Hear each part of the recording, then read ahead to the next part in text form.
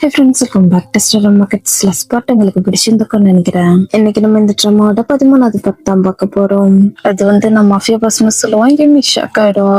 இதை பத்தி தானே ஏற்கனவே ஒரு முறை நீ என்கிட்ட கேட்ட, சொல்லு நீ ஜோக் பண்ற தானே, இப்ப நீ ஜோக் பண்ணிட்டு இருக்க தானே, என்ன மாஃபியால உள்ளவங்க எல்லாம் கெட்டவங்க தானே, நீ கெட்டவன் கிடையாதுன்னு சொல்லுவா.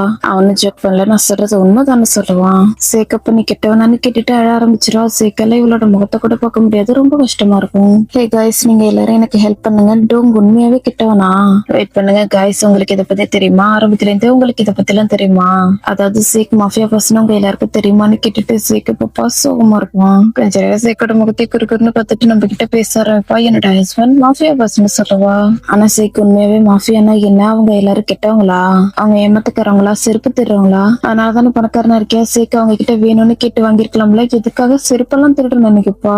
அஸ்யூஷுவல் இவளோட தலையிலே அடிச்சுட்டு பேச ஆரம்பிப்பான். நான் அண்டர் கிரவுண்ட் சொசைட்டில ஒரு பார்ட்டா இருக்க, சில நேரத்துல மத்தவங்களோட பொருளை தொட்டுவேன். பிசினஸ்ல யாரெல்லாம் நம்மள அழிச்சிட்டு நம்மளோட இடத்துக்கு வரணும்னு பாக்குறாங்களோ அவங்க எல்லாரையும் நான் அழிச்சிருவேன். நம்மள மிரட்டுறவங்களையும் என்னோட வேலையை பண்ணணும்னு நினைக்கிறவங்களையும் நான் வேட்டையாடிடுவேன்னு சொல்லுவான். வேட்டையாடுவியா? அப்ப நீ இன்னசென்ட்டா இருக்கிறவங்கள கொன்னுடுவியா நினைக்கப்பா.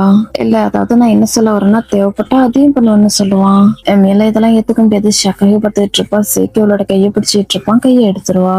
சேக்கப்ப நீ கெட்டவனா சொல்லு, நீ நிறைய பேரை கொன்னு இருக்கியா நினைக்கப்பா. அம்மா 8 வயசுல இது எல்லாமே ஆரம்பிச்சது. என்னோட அம்மா இறந்ததுக்கு அப்புறம் என்னோட அப்பா என்ன ட்ரெயின் பண்ண ஆரம்பிச்சாரு. நான் என்னெல்லாம் தெரிஞ்சுக்கணுமோ அது எல்லாத்தையும் எனக்கு சொல்லி கொடுத்தாரு. பிசினஸ பத்தியும் மாஃபியாவை பத்தி சொல்லி கொடுத்தாரு.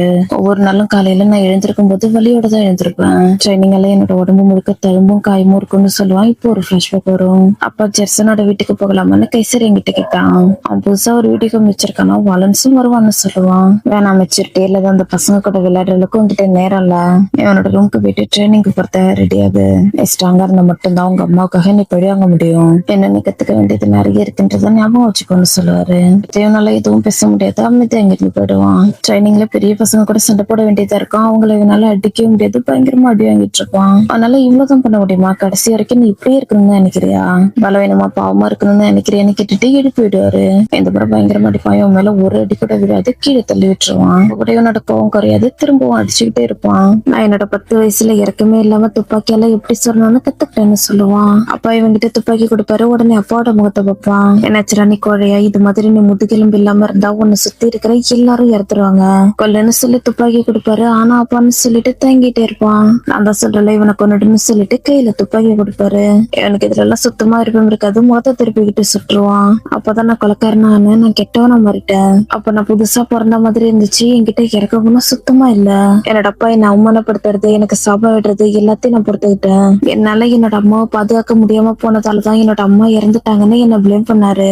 உண்மையாவே 8 வயசு பையனால என்ன பண்ண முடியும்? அவர் ரொம்ப மோசமானவரு. என்னோட ட்ரைனிங் பண்ணா இல்ல, உயிர் வாழறதுக்காக அது எல்லாத்தையும் நான் பண்ண வேண்டியதா இருந்துச்சு. தினமும் ஹைட் அண்ட் சீக் கேம்ல செத்து செத்து படிக்கிற மாதிரி தான் எனக்கு தோணுச்சு. இதெல்லாம் வேணும்ட்டு தேர்ந்தெடுக்கல. என்னோட அம்மாவுக்கு கொண்டவங்களை பழி வாங்கணும்ன்றதுக்காக நான் இது எல்லாத்தையும் கத்துக்க வேண்டியது இருந்துச்சு. என்னோட அம்மா இறந்ததுக்கு அப்புறம் உண்மையான பாசம், அன்பு எதுவுமே எனக்கு கிடைச்சது இல்ல. இதுக்கப்புறம் என்னோட வாழ்க்கையில அன்பு கிடைக்கும்ன்ற நம்பிக்கையை நான் இழந்துட்டேன்னு சொல்லுவான். அவன் சொல்றதெல்லாம் கேட்கும்போது எனக்கு ரொம்ப கஷ்டமா இருக்குது. இவனோட ஷோல்டர்ல கை வச்சு சமாதானப்படுத்துவா. சேக்கோனோட கடந்த காலத்துல நிறைய மோசமான விஷயங்கள் நடந்திருக்குன்னு எனக்கு புரியுது. ஆனா இதுக்கப்புறமும் நீ எங்கேயோ வரணும்னு எந்த ஒரு அவசியமும் இல்ல. உன்னோட அம்மாவும் இதைதான் விருப்பப்படுவாங்கன்னு சொல்லுவா. நீ என்ன சொல்ற? நீ சொல்றதுக்கு என்ன அர்த்தம் கேட்பான். உனக்காக நான் இங்க இருக்கேன், நான் உன்னை விட்டு எப்பவும் போக மாட்டேன்னு சொல்லுவா. நான் இப்படிப்பட்டவனா இருக்கேன்னு நீ என்ன வெறுக்கலையா? நான் இது வரைக்கும் பண்ண எல்லாத்தையும் நீ வெறுக்கலையான்னு கேட்பான். எனக்கு ரொம்ப கஷ்டமா இருக்கும். அழுகையை கண்ட்ரோல் பண்ணிட்டு பேச ஆரம்பிப்பா. சேக், நான் உன்கிட்ட ஹானஸ்டா சொல்றேன், நீ மாஃபியா பர்சன் என்கிட்ட சொன்ன உடனே நான் உண்மையாவே பயந்துட்டேன். ஆனா நீ சொன்ன எல்லாத்தையும் கேட்டதுக்கு அப்புறம் நீ உண்மையாவே கெட்டவன் இல்லைன்னு நான் புரிஞ்சுக்கிட்டேன். என்ன எனக்கு தெரிஞ்ச வரைக்கும் சேக் எப்பவுமே கெட்டவனா இருந்தது இல்ல. சேக், நான் உன்னை லவ் பண்றேன். ஒருவேளை நீ இந்த உலகத்திலே ரொம்ப கெட்டவனா இருந்தா கூட நான் உன்னை லவ் பண்ணுவேன்னு சொல்லுவா. ப்ளீஸ் எனக்காக நீ இன்னொரு முறை சொல்றியா எனக்குப்பா? சேக், உனக்கு காது கேட்கல என்ன? நான் என்ன சொன்னா, நான் உன்னை லவ் பண்றேன், இங்கிலீஷ்ல ஐ லவ் யூன்னு சொல்லான்ட்டு பாப்பா அதுக்குள்ளே கிஸ் பண்ணிடுவான். பயங்கரமா ஷாக் ஆயிடுவா. கிஸ் பண்றதை எடுத்துட்டு ஒய்ஃப் நான் உன்னை ரொம்ப ரொம்ப லவ் பண்றேன்னு சொல்லிட்டு மறுபடியும் கிஸ் பண்ண ஆரம்பிச்சிருவான். இவன் ரொமான்டிக்கா கிஸ் பண்ணா எமிக்கு சுத்தமா கிஸ் பண்ண தெரியாது, சிரிக்க ஆரம்பிச்சிருவான். அம்மா எதுக்காக இவன் சிரிச்சிட்டு இருக்கான்? நான் தப்பா ஏதாவது பண்ணிட்டேன்னா என்ன? மேபி நான் யார்கிட்டயாவது போயிட்டு எனக்கு கிஸ் பண்ண சொல்லி கொடுக்கன்னு கேட்கணும்னு நினைக்கிறேன். நான் என்ன கைசர் கிட்ட கேட்கட்டுமா? வேணான்னு சொல்லிட்டு வெக்கப்பட்டுக்கிட்டு சிரிச்சிட்டு இருப்பா. மறுபடியும் கிஸ் பண்ண ஆரம்பிச்சிருவான். இவங்க 2 பேரும் ரொமான்டிக்கா கிஸ் பண்ணிட்டு இருப்பாங்க. கைசர் இவங்களை பார்த்ததும் ஷக் ஆடுவான். அச்சோன்னு கத்துவான். சேக்கு கோவர ஆரம்பிச்சிடும். இருடா, இன்னைக்கே உன்னை கொண்டுறேன்னு சொல்லிட்டு துப்பாக்கி நீட்டுவான். மிஸ்டர் ரசல், வெயிட் பண்ணுங்க, என்ன எதுவும் பண்ணிட்டாதீங்க. நீங்க மட்டும் என்ன கொண்டுட்டீங்கன்னா நிறைய பொண்ணுங்க எனக்காக அழுவாங்க. வெயிட் பண்ணுங்க, எம்மி ஏதாவது சொல்லுன்னு சொல்லுவான். என்ன சேக்கனே அவனை கொண்டுடாதுன்னு சொல்லுவான். அவனை உயிரோட விடுறதுக்காக ஏதாவது ஒரு காரணம் சொல்லு, அப்ப நான் விட்டுறேன்னு சொல்லுவான். ஒன்னும் இப்ப நான் என்ன பண்றது, ஃப்ரெண்டுக்கு கால் பண்ணி இதை பத்தி கேட்கலாமா? சேக்கு வெயிட் பண்ணி இது ரொம்ப கஷ்டமா இருக்கு, முதல்ல நான் யோசிக்கிறேன். அச்சோ எனக்கு எதுவும் ஞாபகம் வர மாட்டேங்குது, வெயிட் பண்ணுன்னு சொல்லுவான். எம்மி சீக்கிரமா ஏதாவது யோசி, என்ன காப்பாத்துன்னு சொல்லுவான். வேணா இவனை கொண்டுடாத, எப்படி கிஸ் பண்ணணும்னு கைசரி எனக்கு சொல்லி கொடுக்க வேண்டியது இருக்குன்னு சொல்லுவான். எம்மி நீ என்ன சொல்லிட்டு இருக்க, இதுக்கு டைரக்டாவே கொண்டுடுன்னு சொல்லிருக்கலான்ற மாதிரி கைசர் பார்த்துட்டு இருப்பான். சேக்கு என்ன சொல்றதுன்னே தெரியாது, எம்மியவே பார்த்துட்டு இருப்பான். பாஸ் வெயிட் பண்ணுங்க மிஸ்டர் ரோசல், என்ன கொண்டுடாதீங்கன்னு சொல்லுவான். ஓகே சேக்கு நீ கைசரை கொண்டுடுன்னு சொல்லுவா. உடனே சுட ஆரம்பிச்சிருவான். முதல்ல இவங்க கிட்ட இருந்து தப்பிச்சா போதுன்னு கடன்னு கைசர் ஓடிடுவான். கைசர் மேல உள்ள கோவத்துல வேற பக்கமா சுட்டு மொத்த புல்லட்டையும் காலி பண்ணிடுவான். எம்மிக்கு விட்ட வைக்கப்பட்டு இருப்பான். இவன் எம்மியவே பார்த்துட்டு இருப்பான். இது எம்மியோட ஹஸ்பண்ட் தானே, எம்மி ரொம்ப லக்கின்னு கிரேஸ் சொல்லுவா. கிரேஸ் நம்ம ரொம்ப வருஷமா நெய்பரா இருக்கோம், இப்போ உனக்கு அசை பேசிட்டு இருக்க, லேட் ஆயிடுச்சு, நீ வீட்டுக்கு போகலையா, நீ சாப்பிட்டியா நினைப்பா. மிஸ்ஸல் நான் என்ன சாப்பிடலன்னு சொல்லுவா. அப்ப நீ அவட வீட்டுக்கு போயிட்டு சாப்பிட்டு கிளம்புன்னு சொல்லுவா. சரி மிஸ்ஸல் நான் கிளம்புறேன்னு சொல்லிட்டு போயிடுவா. அம்மா போன்ல பேசிட்டு இருப்பாங்க. நீ ஷோரா சொல்றேன், நான் இது எல்லாத்தையும் பாத்துக்கிறேன், நீ கொல்லப்படாதுன்னு சொல்லிட்டு காலை கட் பண்ணிட்டு உள்ள வருவாங்க. மிஸ்ஸல் இவங்களை பார்த்ததுமே ஆன்டின்னு கூப்பிடுவா. என்னாச்சு மிஸ்ஸல், ஏன் நீ இன்னும் தூங்காம முடிச்சிட்டு இருக்கேன்னு கேட்பாங்க. இன்னும் லேட் ஆகல, அதனாலதான் நான் தூங்கல, நீங்க எங்க போயிருந்தீங்க நினைப்பா. நான் சும்மா ஒரு இடத்துக்கு போயிருந்தேன், ஏன் நீ என்கிட்ட கேக்குறேன்னு கேட்பாங்க. ஆன்டி ஏதாவது பிரச்சனையா, கொஞ்ச நேரத்துக்கு முன்னால நீங்க யார்கிட்ட பேசிட்டு இருந்தீங்க, அது மட்டும் இல்லாம நீங்க இங்கிலீஷ்ல வேற பேசுனீங்களா நினைப்பா. விடுமா அதெல்லாம் கண்டுக்காத, இன்னைக்கு காலையில பார்த்த படத்துல உள்ள டைலாக் என்ன சொல்லி பார்த்துட்டு இருந்தேன், உனக்கு தான் ஹாலிவுட் படத்தை பத்தி எல்லாம் தெரியல, அதுல உள்ள டைலாக் தான் சொல்லிட்டு இருந்தேன். வெயிட் பண்ணி ஏன் நீ இன்னும் தூங்கல, லேட் ஆகிடுச்சு, சீக்கிரமா தூங்க, நாளைக்கு காலையில உனக்கு கிளாஸ் இருக்குல்ல. ஓகே கூட்டேன்னு சொல்லிட்டு உங்களோட ரூம்க்கு போயிடுவாங்க. உண்மையாவே நீங்க ரெண்டு பேரும் அம்மா பொண்ணுதான், நீங்க ரெண்டு பேரும் பண்றது அப்படியே ஒரே மாதிரி இருக்குன்னு சொல்லுவா. எனக்கு நடந்ததை பத்தி நான் கஸ்கிட்ட சொல்லட்டுமா, உங்களுக்கு தெரியுமா, கண்டிப்பா அவ ஜெலஸாவா. நாங்க எல்லாரும் ஆக்ஷன் படத்துல இருந்த மாதிரி தெரிஞ்சது, துப்பாக்கி சொல்ற சத்தம் கேட்டுக்கிட்டே இருந்துச்சு, பேங் பேங் பேங்னு சத்தம் கேட்டுக்கிட்டே இருந்துச்சு. அப்புறம் அவங்க எல்லாரும் ரொம்ப உயரமா இருந்தாங்கன்னு சொல்லுவா. சேக் ஃபிளவர் புக்கையோட வந்து ஐ லவ் யூன்னு சொல்லுவான். டோங் இதை நீ எங்கிருந்து வாங்கிட்டு இருந்தான்னு கேட்பா. இது முக்கியமான கேட்பான். அம்மா இது முக்கியமானதுதான், எந்தெந்த பொருள்லாம் இடத்த ஆக்குபை பண்ணுதோ அது எல்லாமே முக்கியமானது தானே சொல்லுவா. சும்மா இல்ல வீட்டுன்னு சொல்லாமல, அதை விட்டுட்டு ஏன் இப்படி பேசிட்டு இருக்கேன்னு கேட்பான். இல்ல வீட்டுன்னு சொல்லிட்டு புக்கே வாங்கிப்பா. சேக்கு ரொம்ப ஹாப்பியா இருக்கும். ஆனா டோங் பிங்க் தான் என்னோட ஃபேவரட் கலர்னு உனக்கு தெரியும் தானே நினைப்பா. ரெட் கலர் காதலோட அடையாளம், அதனாலதான் ரெட் கலர்ல வாங்கிட்டு வந்தேன்னு சொல்லுவான். ஆனா என்ன பொறுத்த வரைக்கும் பிங்க் கலர் தான் காதலோட அடையாளம், பிங்க் கலர் தான் எனக்கு பிடிக்கும்னு சொல்லுவா. எப்போதும் போல இவ சொல்றதெல்லாம் கேட்கும்போது எனக்கு சிரிப்பு தான் வரும். இப்பதான் வரல நோட் பண்ணுவான். அம்மா உன்னோட ரிங் எங்க, நான் கொடுத்த ரிங் இது மாதிரி இருக்காதே, இந்த ரிங் பக்கத்துக்கு ரொம்ப பிளைனா இருக்குன்னு சொல்லுவான். இவளுக்கு என்ன சொல்றதுன்னு தெரியாது, தங்கிட்டு நின்னுட்டு இருப்பா. முதல்ல இந்த ரிங்க கைட்டுன்னு சொல்லிட்டு அந்த ரிங்க கைட்டி விட்டுட்டு வேற ஒரு ரிங்க போட்டு விடுவான். சேக்கப்ப என்னோட மோதிரத்தை நீ தான் எடுத்துக்கிட்டே நினைப்பா. இல்ல எதுக்காக நான் உன்னோட ரிங்க எடுத்துக்க போறேன், உனக்காக நான் புது ரிங்க வாங்கிட்டு வந்தேன்னு சொல்லுவான். இதுக்கு வாய்ப்பே இல்ல, நீ சீரியஸா சொல்றேன் எனக்குப்பா. அம்மா நான் சீரியஸா சொல்றேன்னு சொல்லுவான். அப்ப என்னோட மோதிரத்தை நீ தான் திரும்பி எனக்குப்பா, நீ உன்னோட மோதிரத்தை நல்லபடியா பாத்துக்கலன்னு சொல்லுவான். சீரியஸ்லி இந்த மோதிர காணாம போனப்ப நான் இந்த அளவுக்கு கலப்பட்டேன்னு உனக்கு தெரியுமா, ஆனா நீ இந்த மோதிரத்தை எடுத்துக்கிட்டே நினைப்பா. சேக்கேவில கிஸ் பண்ண ஆரம்பிச்சிருவான். கொஞ்ச நேரத்துக்கு அப்புறம் பேசுவான். ஆல்மோஸ்ட் நான் முடிச்சிட்டேன், இப்போதைக்கு இன்னும் ஒருத்தர் மட்டும்தான் உயிரோட இருக்காங்கன்னு சொல்லுவான். சேக்கு உன்னோட அம்மாவை பத்தி சொல்லிட்டு இருக்கேன், உன்னோட அம்மாவை கொண்டவங்களை பத்தி நீ சொல்லிட்டு இருக்கேன் நினைப்பா. நான் என்ன சொல்ல வரேன்னா, நான் ஆல்மோஸ்ட் என்னோட கனவு முடிச்சிட்டேன், ஆனா நீ வந்து எனக்கு இன்னொரு கனவு கொடுத்துட்ட, நான் இது வரைக்கும் இமேஜின் பண்ணாத ஒரு கனவை நான் முடிக்கணும்னு நினைக்கிறேன்னு சொல்லுவான். அவங்க எதுக்காக உன்னோட கனவுல எல்லாம் நீ என்ன ஏத்துட்டு இருக்க, நம்ம ரெண்டு பேருக்கு நடுவுல எந்த ஒரு விஷயம் இல்லைன்னு நான் நினைச்சேன், என்ன லவ் பண்றதானே, நம்ம ரெண்டு பேருக்கு நடுவுல எந்த ஒரு விஷயம் இல்ல தானே, கெப்பாசிட்டிக்க ஆரம்பிச்சிருவான். டோங் எப்படி துப்பாக்கி எல்லாம் சொல்லணும்னு எனக்கு நீ சொல்லி கொடுக்குறேன் எனக்குப்பா. எப்போதும் உன்னை பாதுகாக்கிறதுக்காக நான் இருக்கல, அப்புறம் இதுக்காக நீ இதெல்லாம் கத்துக்கணும்னு நினைக்கிறேன் எனக்குப்பா. என்னன்னு சொல்லலான்னு பாப்பா வேணா முடியாதுன்னு சொல்லிடுவான். ஆனா ஒருவேளை திரும்பவும் இதே மாதிரி நடந்துச்சுன்னா என்ன பண்றது, நம்ம ரெண்டு பேரும் ஒன்னா இல்லைன்னா என்ன பண்றது, ஒருவேளை இதை விட மோசமா ஏதாவது நடந்துச்சுன்னா என்னால எப்படி உன்னை பாதுகாக்க முடியும், நான் இதெல்லாம் கத்துக்கிட்டா மட்டும்தான் என்னையும் உன்னையும் என்னால காப்பாற்ற முடியும்னு சொல்லுவா. முடியாதுன்னு சொல்லுவான். அப்படி முடியாதெல்லாம் கிடையாது, நீ கண்டிப்பா துப்பாக்கியால எப்படி சுடுறதுன்னு எனக்கு சொல்லி கொடுக்க போற, ஃபைனல் இதோட முடிஞ்சிச்சுன்னு சொல்லுவா. இதுக்கு மேலேயும் எப்படி முடியாதுன்னு சொல்ல முடியும், சரி நான் சொல்லி கொடுக்குறேன்னு சொல்லுவான். எனக்கு ரொம்ப ஹாப்பியா இருக்கும், உண்மையாவே சொல்ற, தேங்க்யூ சோ மச்னு சொல்லிட்டு ஹெல்ப் பண்ணிப்பா. ஏஷா இப்பதான் வருவா, எல்லாரும் ஓகேவா இருக்கீங்களா, ஸ்பேடுங்க நினைப்பா. நாங்க ரெண்டு பேரும் வேற வேற பக்கமா போயிட்டோம், அதனால பிரிஞ்சுட்டோம், அவன் வந்துட்டு இருக்கான்னு சொல்லுவா. என்ன செய்ய நீ டல்லா இருக்குன்னு டெரிஸ்டான்னு கேட்பான். பக்கத்துல வா பாஸோட வைஃப் பத்தி ஏதாவது தெரிஞ்சான்னு கேட்பா. இல்லன்னு தலையாட்டுவான். இப்ப நம்ம நிக்கோட கடைசி டார்கெட்ட பத்தி தானே பேச போறோம்னு சொல்ற கேட்பா. ஒருவேளை என்னால கடைசி டார்கெட்ட கொல்ல முடியலன்னா என்ன ஆகும்னு கேட்பான். அப்ப நீ செத்துருவா, அவங்களும் செத்துருவாங்க, இவனும் செத்துருவா, அப்புறம் அவளுக்கு முக்கியமானவங்க எல்லாரும் இறந்துருவாங்க, உனக்கு இதுதான் வேணுமான்னு கேட்பா. இவகிட்ட ஹாப்பியா இருந்த எல்லா மெமரிஸையும் கொஞ்ச நேரம் யோசிச்சு பார்த்துட்டு பேச ஆரம்பிப்பான்.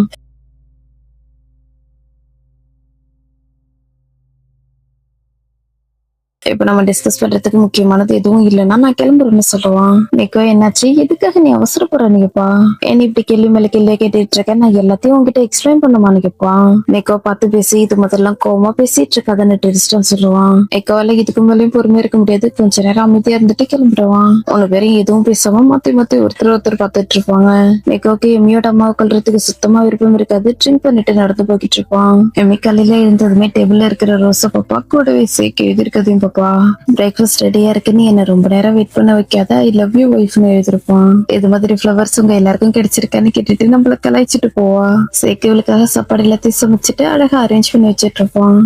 உங்க என்னோட ஃபேவரட் கலர் பிங்க் தானே எனக்குப்பா, எனக்கு தெரியும்னு சொல்லுவான். அப்ப நீ வேணும்ட்டே என்கிட்ட ஒம்பளுக்குறியா எனக்குப்பா, சரி முதல்ல சாப்பிட்டுன்னு சொல்லுவான். கடற்கடன்னு எடுத்து சாப்பிட ஆரம்பிச்சிருவா. அதாவது டோங் துப்பாக்கி எப்படி சொல்லணும்னு நீ எனக்கு சொல்லிக் கொடுக்குறேன்னு சொன்னில, எப்ப சொல்லிக் கொடுக்க போறேன்னுப்பா, சரி நான் உனக்கு சொல்லிக் கொடுக்குறேன், அப்புறமா சொல்லிக் கொடுக்குறேன்னு சொல்லுவான். உண்மையா சொல்றேன், எனக்கு ரொம்ப ஹாப்பியா இருக்குன்னு சொல்லிட்டு குதிக்க ஆரம்பிச்சிருவா. இவ பண்றதெல்லாம் பார்த்து சிக்ஸ் அடிச்சுட்டு இருப்பான். ஆல்ரெடி என்னோட ட்ரைனிங்கை இமேஜின் பண்ணி வச்சிருக்கேன் பாருங்கன்னு சொல்லிட்டு ரிமோட் எடுத்து ஆன் பண்ணுவா.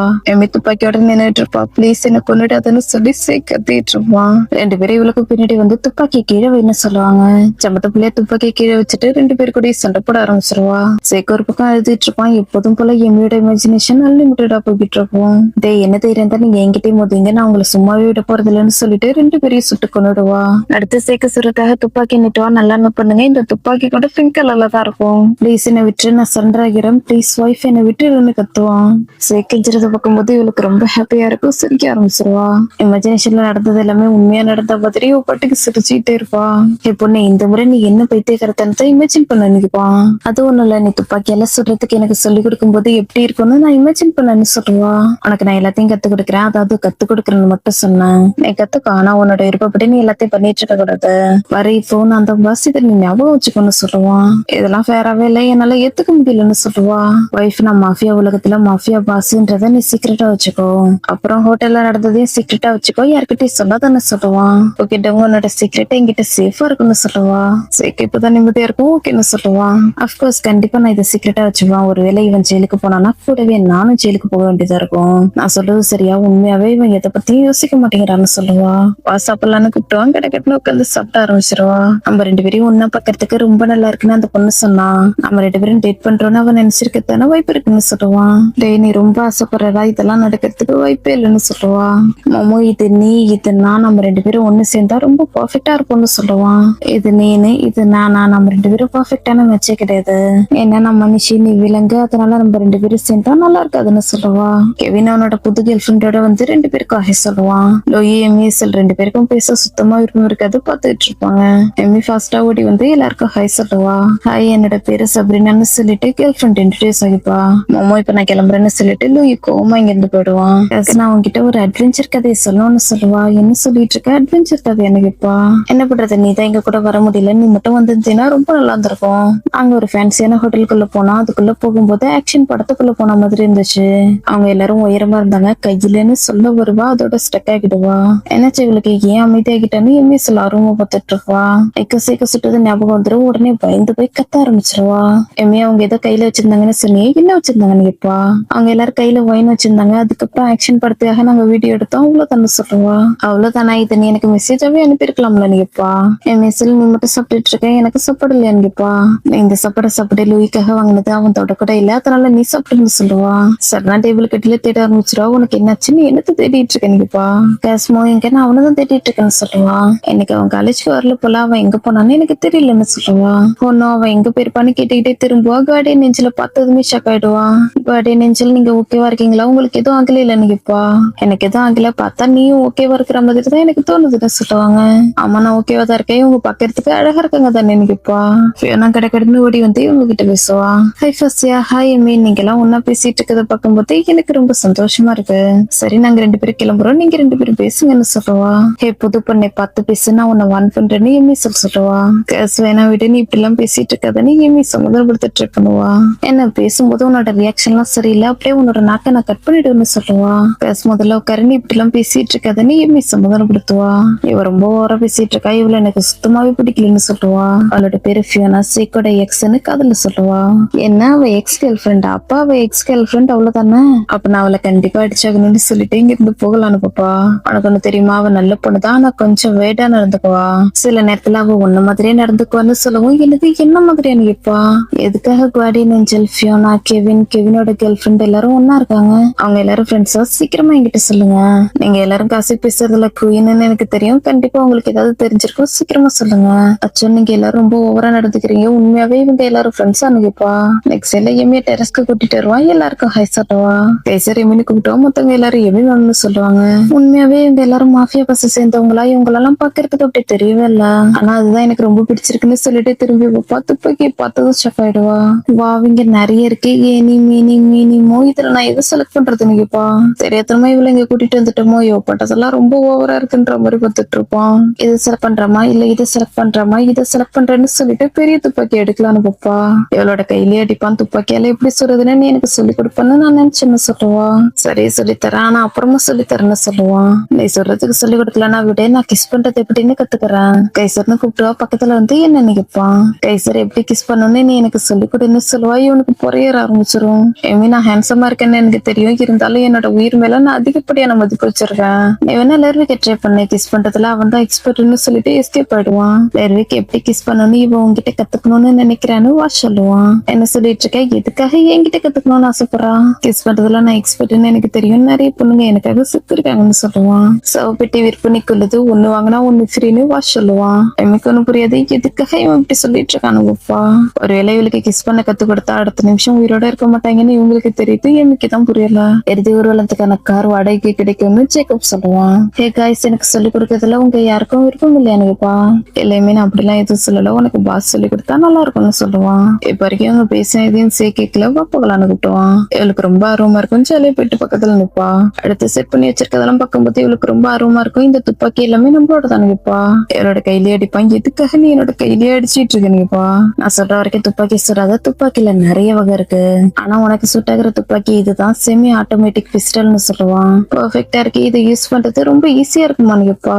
இது பிகினர், அதனால இதுல சுடுறது உனக்கு ஈஸியா இருக்கும்னு சொல்லுவான். ஓ அப்படியா? அப்ப இந்த துப்பாக்கில எனக்கு 2 கிடைக்குமான்னு கேப்பா. உனக்கு ஒண்ணு தெரியுமாவா, நம்ம வீட்டுக்கு போகலான்னு கூப்பிட்டுவான். ஒன்னும் நம்ம இன்னும் ஆரம்பிக்கவே இல்லை, அதுக்குள்ள நம்ம வீட்டுக்கு போக போறோமான்னு கேப்பா. என்ன நீ ரொம்ப பேசுற, அதனால தானே சொல்லுவான். நான் சும்மா சஜஷன் மட்டும் தான் கொடுத்தேன்னு சொல்லுவா. அமைதியாரு, எதுவும் பேசாத, போக்கஸ் பண்ணுன்னு சொல்லுவான். இப்ப நான் ட்ரை பண்ணி பார்க்கலாமான்னு கேட்டுட்டு துப்பாக்கியை வாங்கலான்னு பாப்பா. கொடுக்க மாட்டான். இது செமி ஆட்டோமேட்டிக் பிஸ்டல். அவ்வளவு சீக்கிரத்தை கீழே விழாது, கிருப்பா இருக்கும். இதுல உள்ள ட்ரிகர் லைட்டா இருக்கும். அதனால நிறைய முறை சுட முடியும்னு சொல்லுவான். இதை பத்தி எல்லாம் தெரிஞ்சுட்டு தான் நிற்கும் போது இவளுக்கு ரொம்ப ஹாப்பியா இருக்கும். சிரிச்சுட்டே இருப்பா. இவ சிரிச்சுட்டு இருக்கிறத பார்க்கும்போது சேக்கும் ஹாப்பியா இருக்கும். எனக்கு இது பிடிச்சிருக்குன்னு சொல்லிட்டு வாங்கலான்னு பாப்பா. கொடுக்க மாட்டான். அவ்வளவு சீக்கிரம் கொடுக்க முடியாதுன்னு சொல்லிட்டு குறி பார்த்து கிடக்கட்டுன்னு சுட்டுட்டு இருப்பான். ஹே, நீ ரொம்ப அமேசிங்கா இருக்க. நிறைய சுட்டுட்டேன். எனக்கும் நிறைய கூட. நானும் இதே மாதிரி பண்ணணும்னு நினைக்கிறேன். இது என்னோட டர்ன். என்கிட்ட கொடு. என்னால இதை பண்ண முடியும். சீக்கிரமா என்கிட்ட கொடுன்னு சொல்லுவா. நான் கொஞ்ச நேரம் வெளில போயிட்டு வந்துடுறேன்னு சொல்லிட்டு வாஷிங் இருந்து போவான். சேக், நீ ரொம்ப அமேசிங்கா இருக்க. உன்னால மட்டும் எப்படி இந்த அளவுக்கு பண்ண முடியுதுன்னு கேப்பா. வாஷ்கார்ல போய்கிட்டு இருப்பான். எம்மியோட அம்மாவையும் நிக்கோவையும் பார்த்ததும் காரை ஸ்டாப் பண்ணிடுவான். நிக்கோ அழுதுகிட்டே துப்பாக்கி பிடிச்சிட்டு நின்னுட்டு இருப்பான். திரும்பி பார்ப்பாங்க. ஃபைனலி துப்பாக்கியை துக்குற அளவுக்கு உனக்கு தைரியம் வந்துச்சா? நிக்கோ கேள்வி என்னன்னா, ட்ரிகர் அமுக்குற அளவுக்கு உங்ககிட்ட கட்ஸ் இருக்கான்னு கேட்பாங்க. என்ன பயப்படாம நின்னுட்டு இருக்காங்க. உண்மையாவே இவங்க எம்மியோட அம்மா தானான்ற மாதிரி 2 பேரும் பார்த்துட்டு இருப்பானுங்க. ஓகே, இதோட இந்த பாட்டு உங்களுக்கு பிடிச்சிருந்துக்கும்னு நினைக்கிறேன். பிடிச்சிருந்தா மறக்காம லைக் அண்ட் சப்ஸ்கிரைப் பண்ணுங்க. நெக்ஸ்ட் பார்ட்ல நான் உங்களை மீட் பண்றேன். Until then, bye. Thanks for watching.